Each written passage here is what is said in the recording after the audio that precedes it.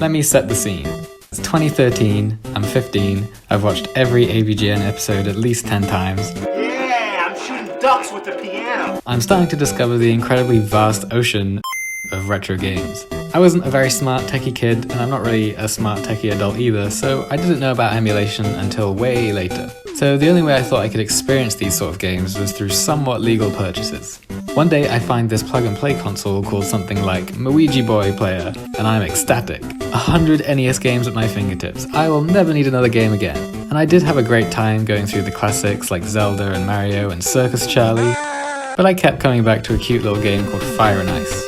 Now this was quite a late NES game coming out in 1992, well into the Super Nintendo's lifetime. It was also made by Tecmo, one of the biggest developers for the system. It was also a sequel, with experienced developers building it from a previous formula, with extensive hardware knowledge. This game was pretty much guaranteed to be great. And it is! The puzzles are super fun and really challenging, and I haven't even been able to beat this game after nearly 10 years. Maybe that says something more about me, but still, very, very good puzzles. Isn't it weird how, games were marketed back in the day? This has a sticker on it saying, "Do not play this or you will be addicted." Imagine if a game had that today. Anyway, as good as this game was from a purely gamey perspective, it also had a great vibe. It had this wintry fantasy aesthetic and story, but it didn't really take itself too seriously.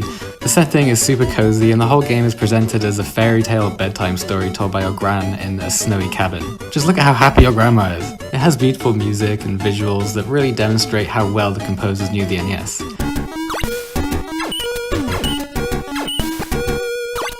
Compare this to something like Burger Time, and it's crazy to think that these are on the same system. As much as I adore the overall look and sound of this game, the animation really stands out as the most memorable aspect for me because of how much character they managed to squeeze in despite the limitations. You play as Dana, or Dana, I'm just going to call them Dana, a novice wizard who is sent to free the world from little fire guys. I really like how you get to see a more realised depiction of Dana before you're greeted with this chipified pixel version. It's like the whole game is under this cute filter provided by the cozy cabin framing device. There's not a whole lot to Dana, but with only 8 bits, this is a good thing. All we know about Dana is that they're a novice wizard, and all of their actions reflect this beautifully. Let's start with a good old walk cycle. In a lot of NES games, animation was more of a functional thing, to give the player some feedback on their input. There's nothing wrong with this, it can result in really fast kinetic gameplay, at the cost of stiff-looking animation. However, it's quite rare to see movement in games this early that tries to push the core principles of animation. Even though this cycle is only 5 frames, it has a lot going on.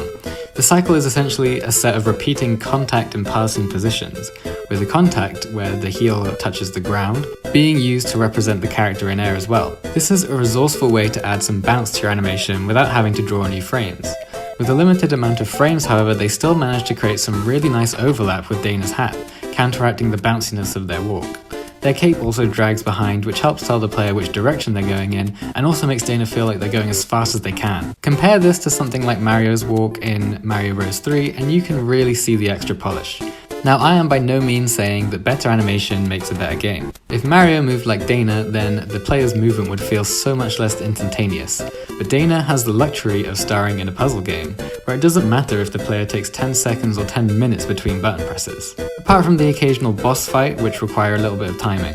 On a side note, when I first entered this castle and this guy says, "Can you get out of my labyrinth?" I thought he was saying it more like, "Hey, can you get out of my labyrinth?" Anyway, the thing about this game's animation that really blows my mind is the amount of things that Dana can do. When they fall off an edge, their body stretches and their clothes ruffle behind them. When they approach a climbable object, they have a subtle but very impactful anticipation as they push themselves up onto the block. Their foot also drags behind for a frame as they stand up. When you approach a small opening, they squish down like a little crab and... I don't really have anything to say about this one.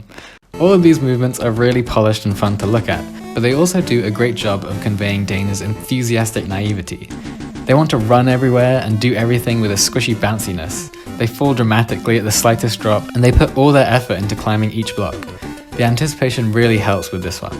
They even have the occasional frame at the end of a run, which makes stopping feel really sudden, like they were going full power and had to put the brakes on. Alongside the major movements, they have some beautiful bits of animation that don't even require the player to go anywhere. In animation, a head turn is a pretty common exercise used to demonstrate the appeal of arcs and getting personality out of a simple movement.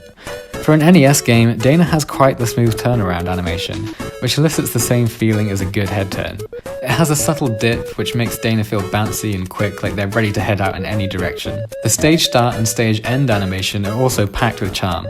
They both have really clear squash and stretch in the face, which emphasize Dana's enthusiasm, as does their clothes flying about and trying to keep up with them. The sparkly secondary animation is a nice touch too. Contrasting Dana's novice energy is their inexperienced sleepiness. Dana's idle animation has just enough carefully considered movement to show them sleeping, as well as adding this cute bubble as a secondary animation. Honestly, I'm always really impressed when games of this age have idle animations, before that was a thing that everyone just needed to have. It just really shows how much the developers cared about conveying character. The combination of drama and enthusiasm in their motions really makes Dana feel like a character who is brimming with energy but has a lot to learn. And there we have it. I hope you enjoyed this little I hope you enjoyed this little deep dive into how charm and personality can shine through animation even with restricted resources. The economic use of poses make each action clear and easy to understand. That extra 10% of polish and good principle application really makes these actions shine. This game is now on the Switch Online thing, so please give it a go if it looks interesting to you. It's really fun and cozy and has beautiful animation. If you'd like to see some of my own animation and art, as well as updates and behind the scenes on videos, then please check out the Instagram and Twitter in the description. Thanks so much for watching and take care.